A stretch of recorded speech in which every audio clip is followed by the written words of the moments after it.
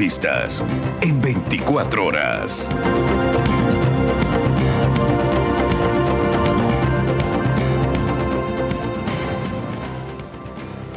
7:33 de la mañana recibimos en este espacio al economista Miguel Ángel González, presidente de la Cámara de Comercio de Guayaquil. Gracias por estar con nosotros. Buenos días. Hola Liz, siempre un gusto estar en el programa. Un saludo para usted y para todos aquellos que nos están viendo y escuchando en estos momentos. No, a usted para acompañarnos para el análisis. ¿No han hecho pública su posición como gremio de respaldar esta decisión del gobierno de esta eliminación parcial del subsidio a las gasolinas Extra y Ecopaís? Pero también ha dicho que le preocupa el que no se establezca una temporalidad de esta medida. ¿Por qué?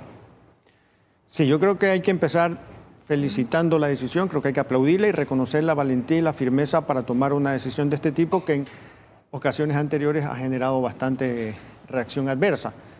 Creo que eliminar subsidios es el camino correcto, es lo técnico, es lo responsable.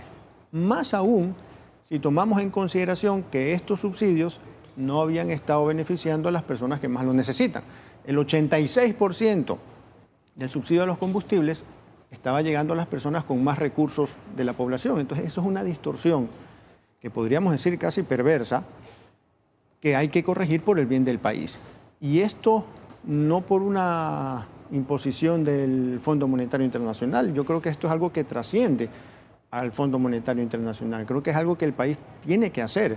El déficit fiscal es sumamente grande y las necesidades de nuestro país son tan grandes que utilizar recursos para beneficiar a quienes tienen más recursos y peor aún al contrabando es algo inaceptable que tenemos que corregir. Son miles de millones de dólares que durante décadas han venido utilizando de esta manera y que podrían haberse utilizado para el desarrollo de nuestro país. Entonces yo creo que hay que apoyar esta medida y todos de alguna manera tenemos que explicar los beneficios para que no vayan a haber estas reacciones adversas que de alguna manera bloqueen que esta medida fluya como tiene que fluir. Pero usted decía que debe también el gobierno decir durante cuánto tiempo va a durar quizás las compensaciones. Las compensaciones, por ejemplo, que lo ha calificado también como positivo, ¿no? Pero que deben tener un tiempo. Sí, claro, tiene que haber, creo que es necesario, creo que es positivo porque definitivamente debe haber una transición, es un golpe para ciertos sectores más sensibles, que yo creo que tiene que hacerse de manera ordenada. Entonces, estas compensaciones son válidas, son necesarias, pero tienen que tener un tiempo de duración definido. ¿Por qué? Porque justamente sigue siendo un subsidio y lo que tenemos que apuntar en el mediano y largo plazo es a eliminar los subsidios. Entonces, estos sectores tienen que prepararse, tienen que irse programando para poder trabajar sin los subsidios. Entonces, sí, tiene que haber un tiempo definido. ¿Cuánto? Bueno, eso hay que poner todos los elementos de juicio sobre la mesa para, en conjunto también con estos sectores, poder definir una fecha. Pero deben esos sectores también para irse preparando y saber que esto quizás es una primera fase. ¿A qué quiero llegar? Aquí hay un sistema de bandas también que trata de generar confianza, estabilidad, de decir hay un margen de subida y de bajada de estos precios, pero el fin del gobierno debería ser quizás liberarlos totalmente en algún momento. Sí, yo creo que se debe apuntar a liberar los precios de los combustibles. Me parece bien que haya este proceso de transición para evitar un golpe muy fuerte, porque obviamente la economía también está golpeada, la clase media también está golpeada. Pero sí, el gobierno tiene que poner en orden las arcas fiscales y parte de eso es eliminar los subsidios a los combustibles que, como hemos visto, no benefician a quienes tienen que beneficiar. Entonces yo creo que en algún momento tiene que liberarse completamente. Entonces hay que apuntar hacia eso. Me parece bien que haya esta transición, este proceso. Es comprensible, es positivo para evitar reacciones adversas, para que los sectores se vayan preparando, para que el golpe no sea tan fuerte, pero sí. Ahora, ¿cuánto tiempo? Hay que conversarlo, pero en estos momentos son 26 centavos, pero el subsidio, si no me equivoco, está alrededor de los 48 o 50 centavos. Entonces, todavía queda casi la mitad del subsidio que sigue estando presente. Sí, con este sistema de bandas que va a ayudar a amortiguar los shocks, también es positivo, pero lo que nosotros hemos hecho un llamado a tomar conciencia es que igual hay que apuntar a eliminarlos completamente. Apoyamos la decisión, nos parece que es positivo hacerlo de esta manera, pero bueno, como sociedad tenemos que tomar conciencia que hay que apuntar a eliminarlos porque esos recursos tienen que destinarse a las personas más necesitadas. Hay muchas necesidades en nuestro país, hay que priorizar los recursos y asignarlos correctamente y que los sectores podamos trabajar sin ese subsidio. ¿Y en eso están de acuerdo los sectores productivos? Usted dice nosotros, me imagino como gremio, como Cámara de Comercio, ¿no? Pero ¿han conversado con otros sectores productivos? ¿Piensan de la misma manera? Sí, Sí, definitivamente. Desde la Cámara de Comercio de Guayaquil y desde otros sectores se piensa igual. Hay que eliminar los subsidios y tender a eliminar los subsidios a los combustibles. En el mediano y en el largo plazo, todos, digamos. Debería haber una especie de cronograma. Sí, quizás como siguiente medida. Ahora el gobierno está pues enfocado también en que se registren los beneficiarios, en arrancar, ¿no? Porque recién se firmará el decreto a finales de este mes. Ya el viceministro de Gobierno decía que en julio recién tendríamos, ya no a finales de junio, sino me imagino iniciando julio, este nuevo precio de las dos gasolinas, pero deberían ir pensando en un cronograma que así vaya siendo ya más fácil esa preparación. Yo creo que esa es la clave. Poder definir en el mediano y largo plazo que se van a eliminar los subsidios y luego que haya esta programación, que haya claridad, que haya certidumbre en la población para que las personas sepan y los sectores sepan cuándo se va a eliminar. Pero, y aquí viene un factor fundamental, esto tiene que ir acompañado siempre de una agenda de competitividad, de una agenda de crecimiento económico, porque también para los sectores productivos los subsidios han sido una forma de compensar, que los gobiernos históricamente han dado a ciertos sectores, compensar las ineficiencias o la falta de competitividad en nuestro país. Producir en el Ecuador es caro, por muchos factores. Entonces, los gobiernos han buscado de esta manera.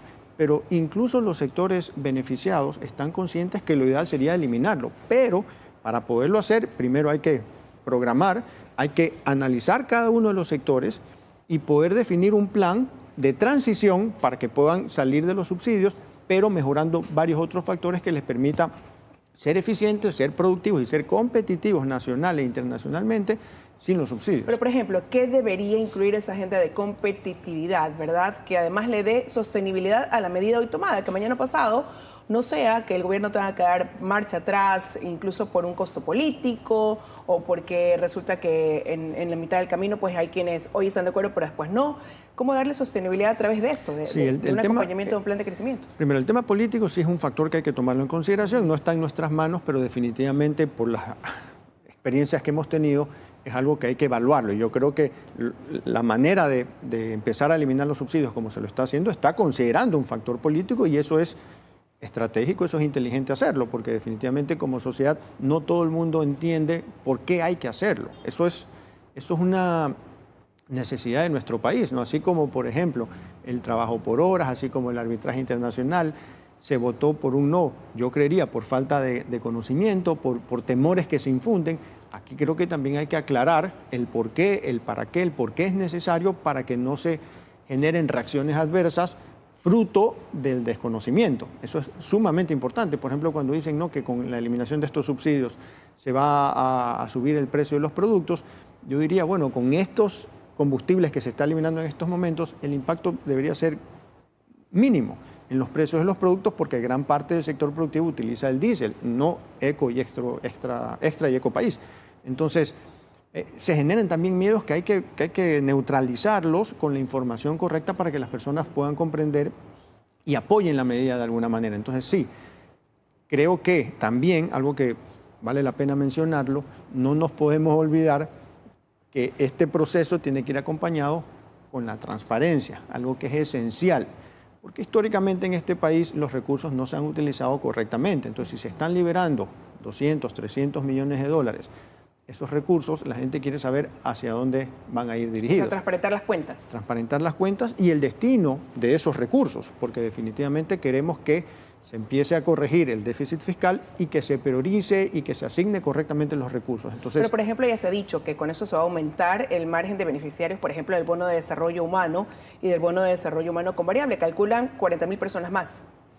Yo creo que eso es una medida que el país la necesita. Hay mucha vulnerabilidad en nuestro país, hay mucha pobreza, hay muchas personas que necesitan esa ayuda adicional y está bien que se lo haga, pero al mismo tiempo, para poderlo hacer, es necesario seguir controlando el déficit fiscal, porque ahorita se liberan 200, 300 millones de dólares, pero el déficit está bordeando los 5.000 millones. Entonces, tenemos que seguir haciendo el trabajo casa adentro del Estado, del gobierno, para corregir ese déficit. Pero ¿y ahí con qué sostenerlo? ¿No? Porque precisamente, primero se suben los 3 puntos del IVA, del 12 al 15%, y lo que se dice, esto va destinado para financiar un conflicto armado interno.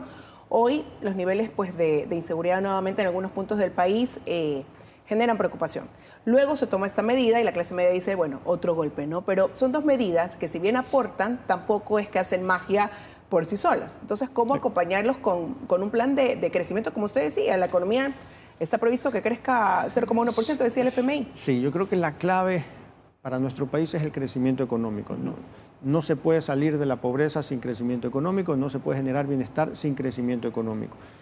Yo creo que en sí mismo el crecimiento económico debe ser un objetivo nacional, donde todos podamos ponernos de acuerdo y apuntar hacia el crecimiento. Yo creo que en temas de seguridad hoy todos estamos más o menos de acuerdo que tenemos que juntarnos, que tenemos que trabajar uniendo fuerzas para luchar contra un enemigo. Yo creo que la falta de crecimiento económico debe ser ese otro objetivo nacional en la cual tanto la clase política como los distintos actores de la sociedad podamos trabajar en conjunto para definir una ruta, una hoja de ruta, un plan de crecimiento económico en donde todos aportemos de alguna manera, donde podamos eliminar la inseguridad jurídica, donde podamos tener más estabilidad, donde podamos tener más certidumbre. Al final el crecimiento económico, Liz, se logra cuando hay inversión. Entonces lo que tenemos que preguntarnos es cómo hacer que Ecuador sea un país más atractivo a las inversiones, tanto nacionales como internacionales.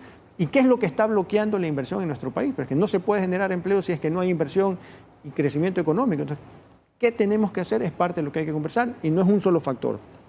Son muchos factores: seguridad jurídica, estabilidad general, política, estabilidad tributaria, reglas claras, eliminar la tramitología que existe en nuestro país, ayudar a que los costos de producción bajen. ¿Pero no se avanza en eso, economista, o se avanza a paso lento? Porque en diferentes ocasiones hemos conversado sobre esto y se han identificado los mismos problemas que tiene el país. Sí, son estructurales y de mucho tiempo atrás, por eso creo que es importante este consenso nacional, que por un lado la clase política sepa que lo que hace y deja de hacer ahuyenta o atrae la inversión y que podamos trabajar en conjunto y que las autoridades se puedan sintonizar con el sector productivo para entender cuáles son esos cambios que hay que hacer para crecer económicamente y desde el sector productivo aportar con todo lo que tengamos que aportar, porque hay ese compromiso. El sector productivo funciona generando empleo, generando productos, generando servicios. Queremos crecer, queremos ayudar a generar empleo, queremos ayudar a nuestro país.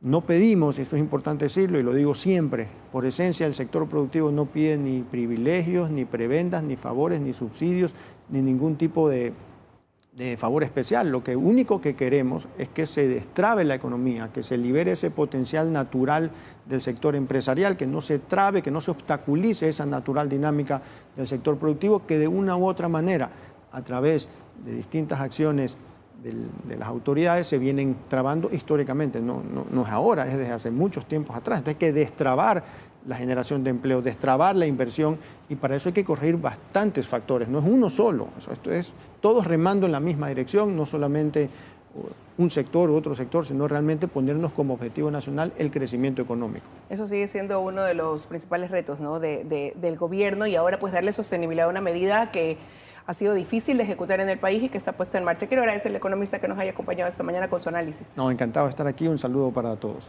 Un buen día para usted, son las 7:46 de la mañana, vamos a una pausa y ya regresamos con más.